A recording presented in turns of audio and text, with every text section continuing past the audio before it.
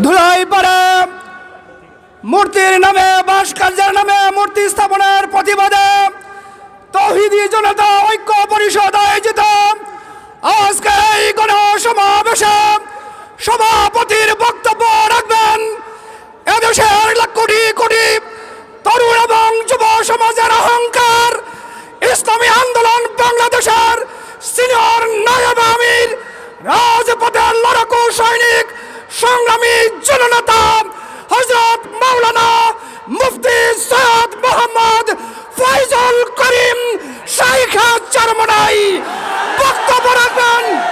নারে তাকবীর, নারে তাকবীর।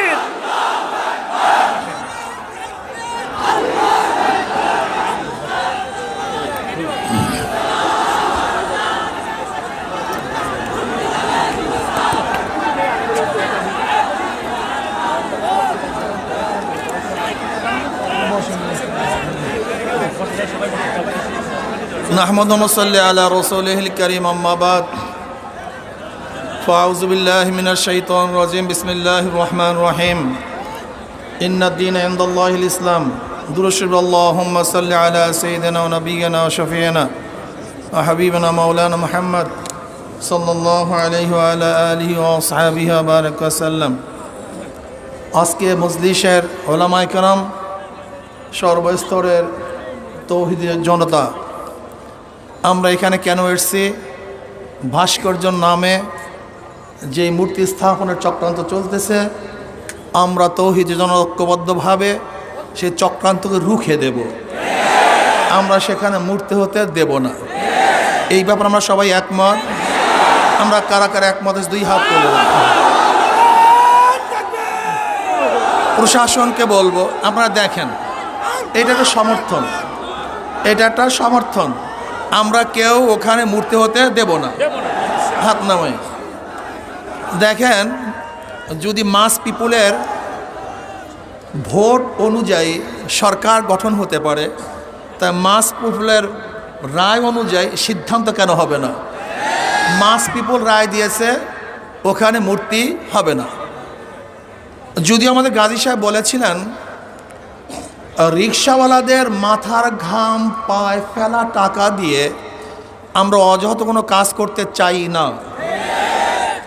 যে দেশের মানুষ এখনো খোলা আকাশের নিচে ঘুমাচ্ছে, যে দেশের মানুষ এখনো বস্ত্রহীন চলছে, যে দেশের মানুষ এখনো চিকিৎসাবিহীন মারা যাচ্ছে, যে দেশের মানুষ আজকে ডাস্টবিনে কাক কুকুরের সাথে খাদ্যের জন্য লড়াই করছে, সেই দেশের টাকা দিয়ে ওখানে মূর্তি স্থাপন করা হলে বাংলাদেশের মানুষ মানতে পারে না, সহ্য করতে পারি না।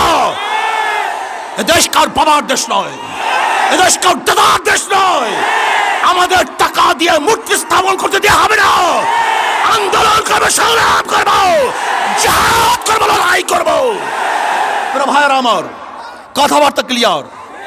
যদি আপনি মূর্তি স্থাপন করতে চান, মূর্তি স্থাপনের জায়গা আছে, মন্দির, সেখানে মূর্তি স্থাপন করেন, 1000 মূর্তি স্থাপন করেন, কিন্তু বাংলাদেশের 92% মুসলমানদের ভূমিতে কোনো মূর্তি চলবে না, চলতে হবে না। রক্ত দিতে চাই না, যদি দেয়া শুরু করি বন্ধ করব না। রক্ত দিতে চাই না, দেয়া শুরু করলে রক্ত বন্ধ হয় না। মুসলমানের রক্ত কেউ বন্ধ করতে পারে নাই। আমরা সেই খালিদ বিন ওয়ালিদের উত্তরসূরি, আমরা আবু বকরের উত্তরসূরি, আমরা ওমরের উত্তরসূরি, আমরা আলীর উত্তরসূরি, আমরা বদর হাতিয়ার, আমরা খান্দকের হাতিয়ার, আমরা উহুদের হাতিয়ার। আমরা জাগ্রত হলে আবু জাহেলকে গোটা দুনিয়া থেকে বিদায় না দেওয়া পর্যন্ত মাঠ ছাড়ার প্লেয়ার আমরা নই।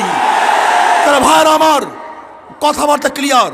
আমি প্রশাসনকে অনুরোধ করব, রক্ত দিতে চাই না, মারামারি করতে চাই না, বিচ্ছেদ করতে চাই না, বিভেদ করতে চাই না।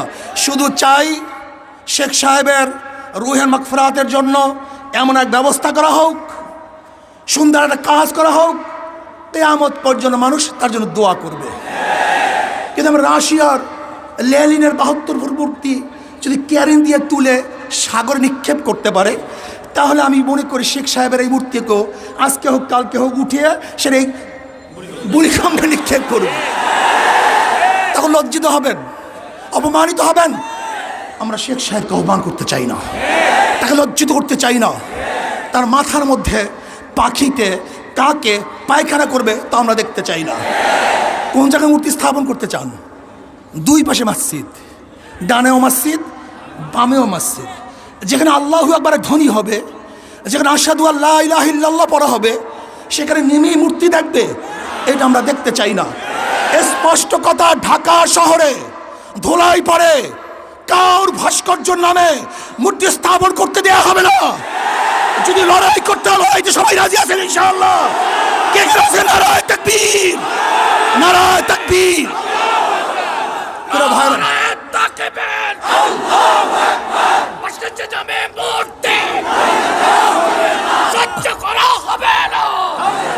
যদি আপনি বন্ধ করেন, কোনো কর্মসূচি থাকবে না।